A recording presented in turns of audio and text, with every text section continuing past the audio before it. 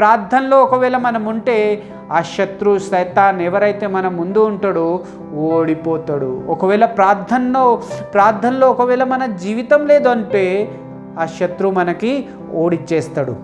Oh brother and sister, ఇక్కడ మనకి యేసయ్య చెప్తున్నాడు, ప్రార్థన చేసుకోండి, కొంచెం క్షణమన ప్రార్థన చేసుకోండి అని అంటున్నాడు. ఎందుకంటే ఆత్మ సిద్ధంగా ఉంటుంది, కానీ శరీరము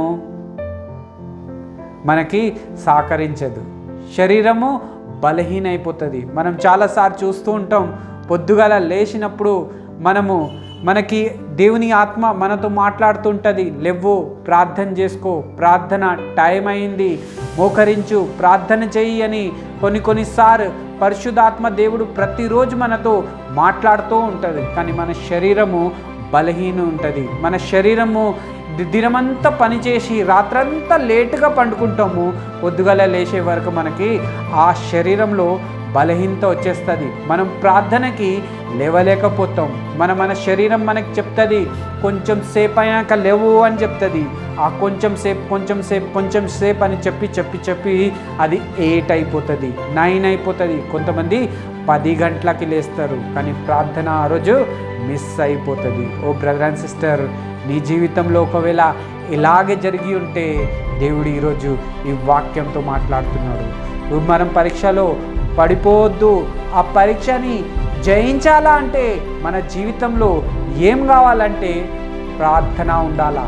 ప్రార్థన ఎప్పుడైతే మనం చేస్తాం, మోకరించి దేవునికి సమయం ఇస్తామో, దేవుడు ఎన్నో విషయాలు మనతో మాట్లాడతాడు, దేవుడు ఎన్నో విషయాలు మనకి నేర్పిస్తాడు. ఆత్మీయ జీవితంలో మనము ఎంతో ఎదుగుతాము.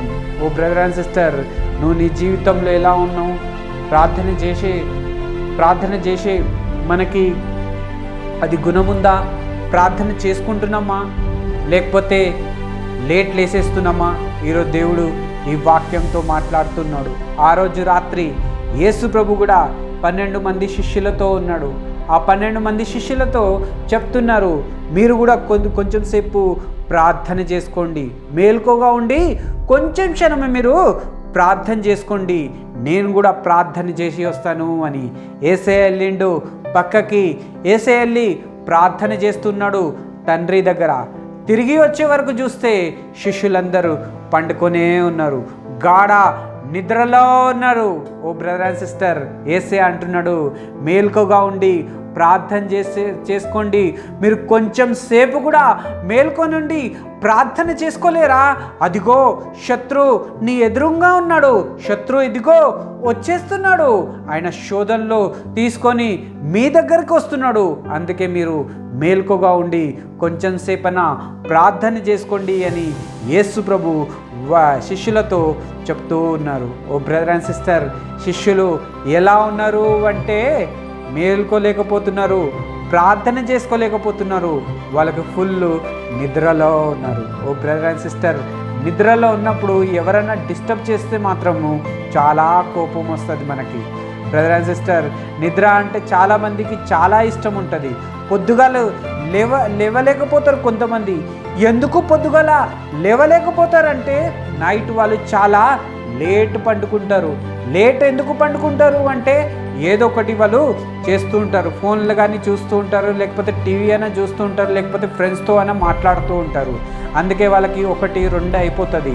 తర్వాత వాళ్ళు పండుకుంటే ఇక పొద్దుగాల 6 గంటలకి 5 గంటలకి లేవడానికి కుదురుతుందా? అస్సలే కుదరదు. ఓ బ్రదర్ అండ్ సిస్టర్, అప్పుడు శరీరము ఏమైపోతుంది? బలహీన అయిపోతుంది.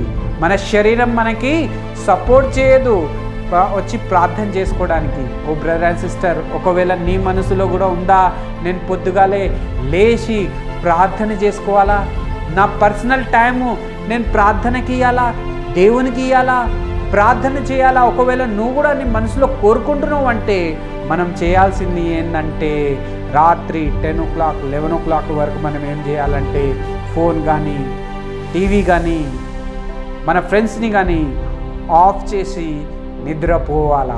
ఎప్పుడైతే వీళ్ళందరినీ ఆఫ్ చేసి నీ జీవితంలో ఆఫ్ చేసి నిద్రపోతావు, అప్పుడే నువ్వు పొద్దుగల యేసయ్య కోసం, దేవుని కోసం, దేవునికి టైం ఇవ్వడానికి, ప్రార్థనకి టైం ఇవ్వడానికి నువ్వు లేవగలుగుతావు. ఎప్పటి వరకు అయితే నీకు నీ ఫోన్ ఉంటుందో, నీ ఫ్రెండ్స్ ఉంటుందో, నీ టీవీకి టైం ఇస్తావో అప్పటి వరకు నువ్వు దేవునికి టైం ఇవ్వలేవు. ఈ రెండిట్లో నువ్వు టైం ఇవ్వలేవు. కాదు, ఒక్కొక్కసారి మనం అనుకుంటాం, లేదు నేను ఫోన్ కూడా చూస్తాను, టీవీ కూడా చూస్తాను, నా ఫ్రెండ్స్కి కూడా టైం ఇస్తాను, రాత్రి 12 గంటల 1 గంటల వరకు పొద్దుగాల లేచి ప్రార్థన కూడా చేసుకుంటాను అని ఒకవేళ మనం అనుకుంటాము. కానీ అది కాని పని. ఓ బ్రదర్ అండ్ సిస్టర్,